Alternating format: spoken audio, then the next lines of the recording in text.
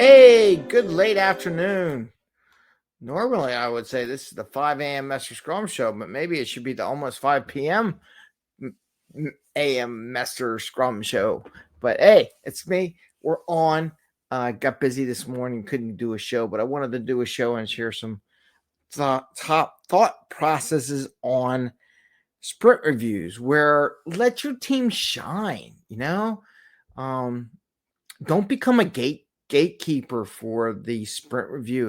And I'm going to share a couple of things you can do, some ideas, and maybe some whys on how it helps the people on the team as individuals get through their career path, right? And it gives them some attention, some recognition that they can get through the year, and it's a good feeling. And I'll give you some examples of what I'm talking about here. So it is the 5 a.m. Mester Scrum show. Sorry, it's late in the afternoon. Oh, by the way, at around what's 5, around 6:30, I'm going to start introducing. I'm going to see, maybe it'd be 8 o'clock. I have to figure out what time it is. Is it going to be 6:30 or 8 o'clock? I'm going to be posting up interviews, and today I'm going to have an interview that someone interviewed me that I'm going to share as a starter. And then next week I got some interviews coming up, but I want to give them a little more heads up on the process and you all, so you can listen to these interviews that I have done.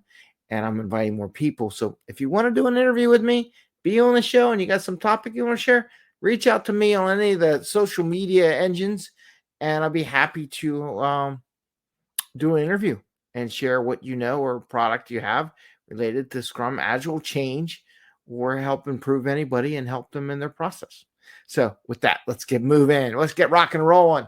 So as we talk about bringing value to customer, not working so hard, we're going to touch on that and have a little fun along the way. I'm going to cover all three of those topics and why you should let your team shine when doing sprint reviews or planning for sprint reviews. Okay, so there's a lot of companies I've been to, a lot of places. Well, they think the product owner or it's Scrum Master or somebody who always does it should always do sprint reviews. And I want to say, if possible, get away from that as soon as possible. Two possibles in a sentence? I don't know. It's kind of crazy. The reason why I say that, many ways, many reasons. One, when it gets you out of having to do all the presentations during the review. And I do push that. I think clients or stakeholders should actually operate the product during the review, but sometimes you need someone to introduce it and then have one of your operator or stakeholders operate it. And this way, a couple things happening here. By allowing people to present, it will help them with their career, right? You're looking out for them. They'll get kudos for it. They'll show they work, and it won't be just going through you. And those people, here a couple things. This is a selfish thing about it a little bit. It's selfish for yourself as a Scrum Master, product owner, or manager. When it comes to review time, it's not only you who sees the work that they do.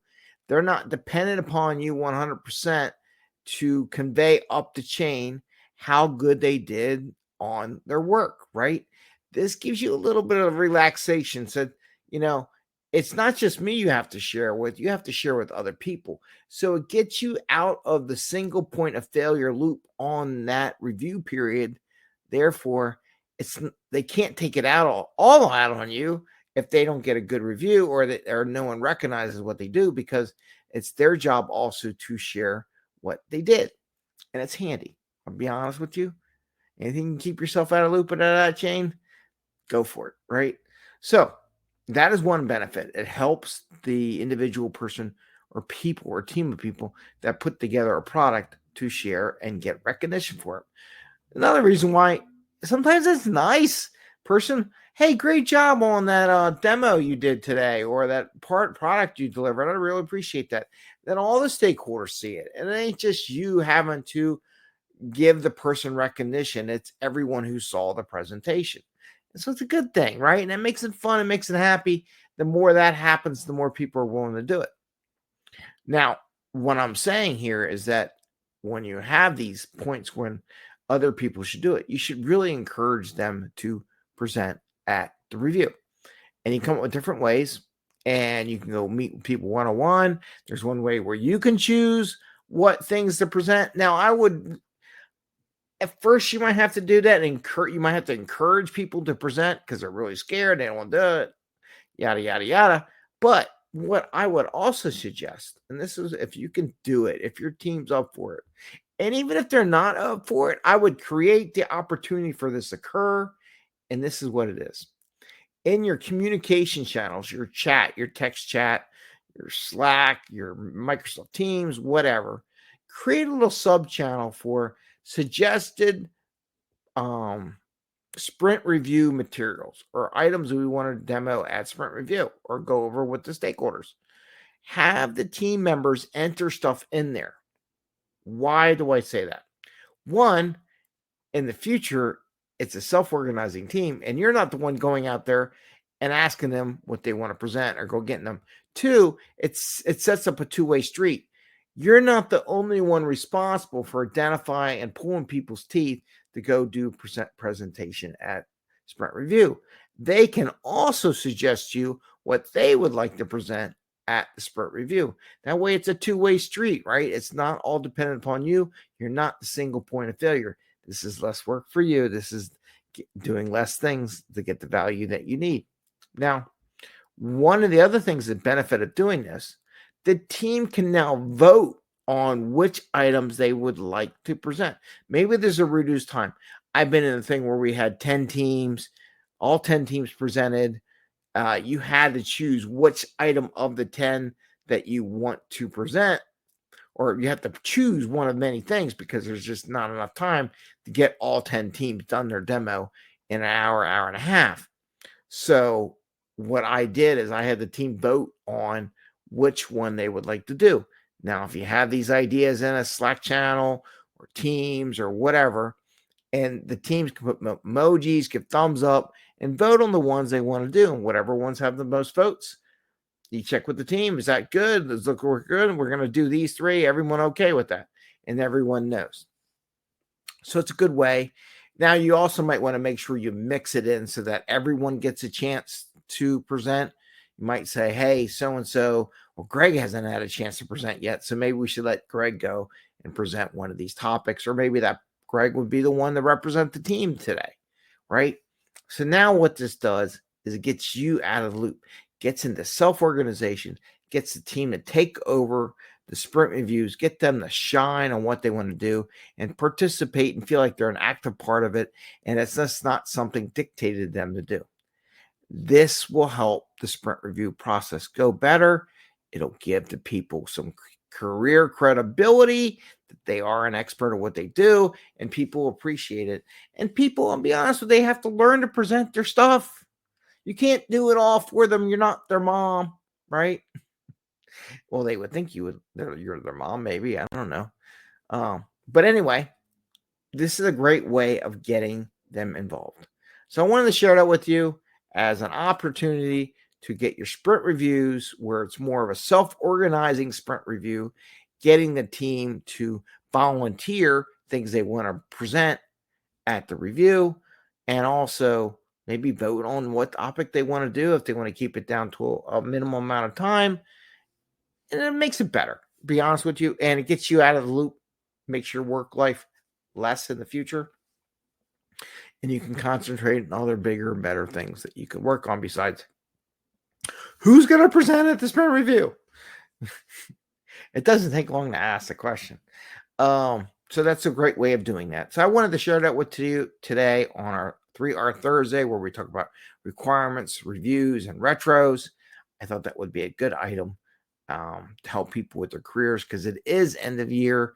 A lot of reviews going on, setting up. And think about it this way. You can put in people's personal development plans or whatever their goals are for presenting at these sprint reviews. How many should they present at? Like every couple, 2 out of 3 sprint reviews you should be presenting, or some kind of number, and the team can agree what should be that number and make part of their evaluation. If they don't present, they don't get credit. And this all gets you out of that whole thing. Greg didn't tell anybody how good I was, and it's all his fault that I didn't get a promotion. Well, no, it's actually your fault because you had opportunities to share with the whole world what you do. You may be a little bit shy, but we all have to do it. That's how we progress. That's how we get pay raises. That's how people like, oh, should so-and-so get a raise? Well, yeah, they presented a few times. Yeah, I like that thing they presented. That was really valuable. Let's give that person a pay raise. That would be nice, wouldn't it? Anyway, so I wanted to share that with you. I hope it's good. And don't forget, tonight I'm going to start broadcasting out the interviews. I got a couple. I got mine that I have. I got to tweak it a little bit before it goes out.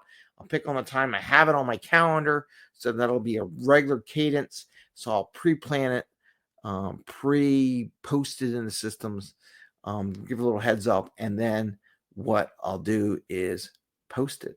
So it'll be pre-interviews going up. So you don't have to be up at 5 o'clock in the morning to do these interviews.